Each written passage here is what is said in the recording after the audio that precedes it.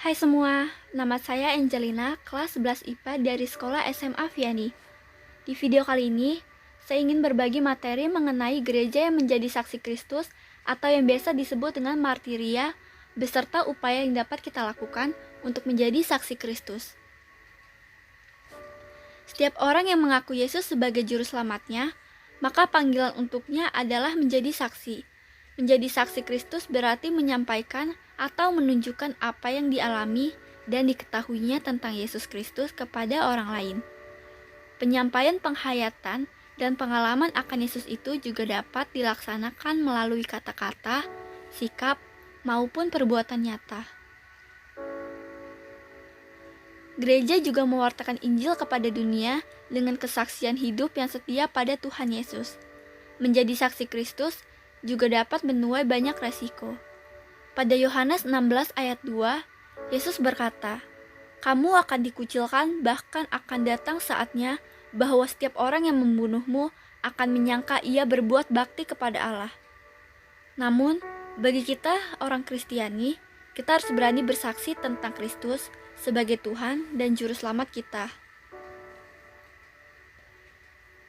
Di dalam sejarah, kita juga tahu banyak orang yang telah bersedia menumpahkan darahnya demi imannya akan Kristus dan ajarannya. Mereka adalah para martir. Mereka mati demi imannya kepada Kristus. Ada yang bersedia mati daripada harus mengkhianati imannya akan Kristus. Ada juga yang rela mati karena memperjuangkan keadilan dan kesejahteraan bagi orang-orang yang tertindas. Kesimpulan yang dapat kita ambil dari pelajaran hari ini adalah kita dapat memaknai lebih dalam arti dari menjadi kesaksian Kristus. Dan kita juga berani untuk bersaksi demi menyebarkan keselamatan bagi setiap umat manusia, walaupun banyak resiko yang harus kita hadapi nantinya. Kita harus tetap setia dan berkorban demi kesaksian Kristus yang menyelamatkan. Ada beberapa upaya untuk menjadi saksi Kristus dalam kehidupan sehari-hari yang dapat kita lakukan. Yang pertama, menyampaikan firman Tuhan atau khotbah. Dengan menyampaikan firman Tuhan melalui khotbah, orang-orang akan lebih mudah untuk mengerti firman Tuhan. Berikanlah renungan yang memberikan penyegaran iman.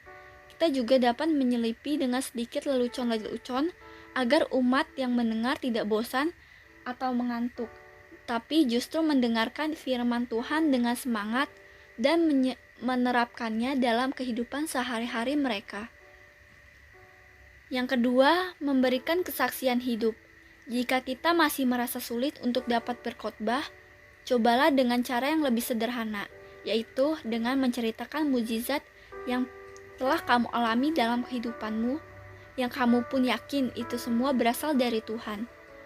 Dengan itu, tentu teman-temanmu akan lebih mudah untuk memahaminya. Dan yang terakhir, menyanyikan lagu-lagu rohani. Kita bisa menyanyikan lagu rohani di dalam kegiatan-kegiatan seperti kegiatan gereja maupun kegiatan sekolah. Namun, yang terpenting dari semua itu adalah kita harus sudah menerapkan firman itu sendiri dalam kehidupan kita, dan kita menjadi contoh dan teladan bagi teman-teman yang lain. Jika kita sudah hidup menurut kehendak Tuhan, kita juga tentu dapat menjadi penjala manusia seperti yang ada di dalam firman Tuhan. Selamat menjadi saksi Kristus, mulailah dari diri sendiri, dan jadilah terang bagi teman-temanmu yang sudah mulai meninggalkan Kristus. Terima kasih.